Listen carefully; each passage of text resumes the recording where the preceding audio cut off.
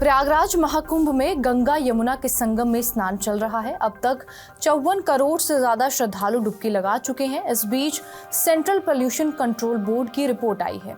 इस रिपोर्ट में बताया गया है कि दोनों नदियों का पानी स्नान करने लायक नहीं है। 17 फरवरी को सीपीसीबी ने अपनी जांच रिपोर्ट नेशनल ग्रीन ट्रिब्यूनल यानी कि एनजीटी में दाखिल की। सीपीसीबी की रिपोर्ट में गंगा और यमुना नदी के पानी को लेकर क्या कुछ बताया गया है, जानेंगे इस वीडियो में। नमस्कार, मेरा नाम है रिया शर्मा और आप देख रहे हैं टीवी9 डिजिटल।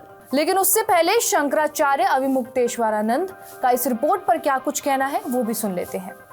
जो वहां पर जल स्नान के लिए धारा आ रही है उसमें मल जल मिला हुआ है, गंदे नालों का। स्नान के योग्य उसको वैज्ञानिक लोग नहीं मान रहे हैं और उसी में आप करोड़ों करोड़ लोगों को नहाने के लिए विवश किए हुए हैं। वो अपनी श्रद्धा से नहा रहे हैं, वो अलग बात है, लेकिन आपका तो काम था कि नालों को थोड़े दिन के लिए या तो रोक देते या तो डाइवर्ट कर देते, ताकि कम से कम स्नान के समय शुद्ध जल उनको धारा का मिल सकता। वो नहीं कर पाए तो इसका मतलब क्या है? इसका मतलब है कि कोई प्रबंधन है। आपको पहले से पता था, 6 साल पहले से पता था कि 6 साल के बाद कुंभ आएगा, 12 साल के पहले से पता था कि 12 साल के बाद कुंभ आएगा, तो आपने इस बारे में कोई प्रयास क्यों नहीं किए? सेंट्रल पोल्यूशन कंट्रोल बोर्ड ने 9 से 21 जनवरी के बीच प्रयागराज में कुल 73 अलग अलग जगहों से गंगा यमुना के पानी का सैंपल लिया था। लैब में इस सैंपल की जांच की गई। 17 फरवरी को जांच रिपोर्ट आई।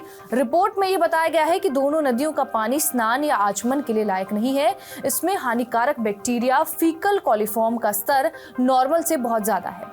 सीपीसीबी ने जो रिपोर्ट जारी की है उसमें कुल 6 पैमानों पर गंगा और यमुना नदी के पानी को जांचा गया है। इसमें पीएच वैल्यू यानी कि पानी कितना अम्लीय या क्षारीय है, फीकल कॉलीफॉर्म, बीओडी यानी कि बायोकेमिकल ऑक्सीजन डिमांड, सीओडी यानी कि केमिकल ऑक्सीजन डिमांड और डिसॉल्व्ड ऑक्सीजन शामिल है। इन 6 पैमानों पर जितनी भी जगहों से सैंपल लिए गए हैं उनमें ज्यादातर में फीकल कॉलीफॉर्म बैक्टीरिया की मात्रा तय मानक से ज्यादा पाई गई है। आमतौर पर सभी नदियों के पानी में फीकल कॉलीफॉर्म नाम का बैक्टीरिया पाया जाता है।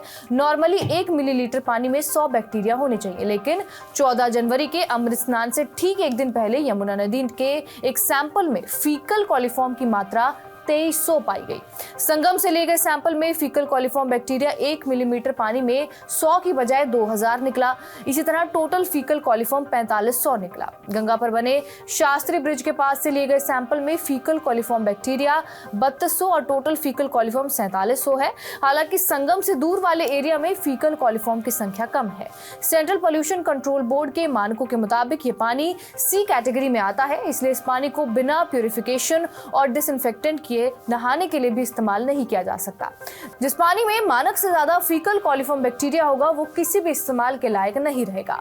फीकल कॉलीफॉर्म बैक्टीरिया इंसान और जानवरों के मलमूत्र से पानी में पहुंचता है। जब गंदगी, सीवेज या मलमूत्र का पानी नदी में मिलता है तो ये बैक्टीरिया भी पानी में आ जाता है। संगम में बड़ी संख्या में लोग स्नान और धार्मिक अनुष्ठान कर रहे हैं और कई बार गंदगी भी पानी में डाल दी जाती है। इसी वजह से वहां पानी में फीकल कॉलीफॉर्म की मात्रा बढ़ गई है।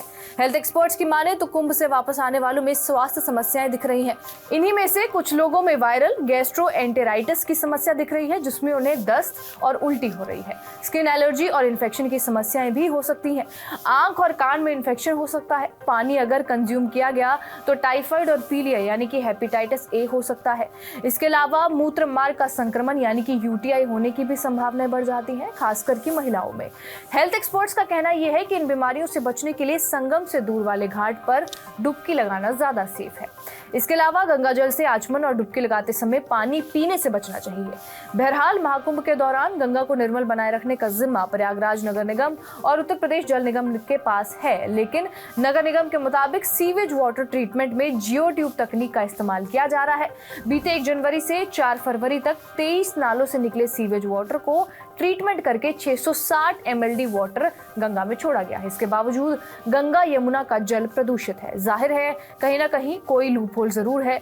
इसे दुरुस्त किए जाने की जरूरत है ताकि महाकुंभ जैसे पवित्र आयोजनों पर किसी तरह की उंगली ना उठे। इस खबर पर आपकी क्या राय है, कमेंट बॉक्स में जरूर बताएं। बाकी खबरों से अपडेटेड रहने के लिए बने रहिए टीवी9 डिजिटल के साथ।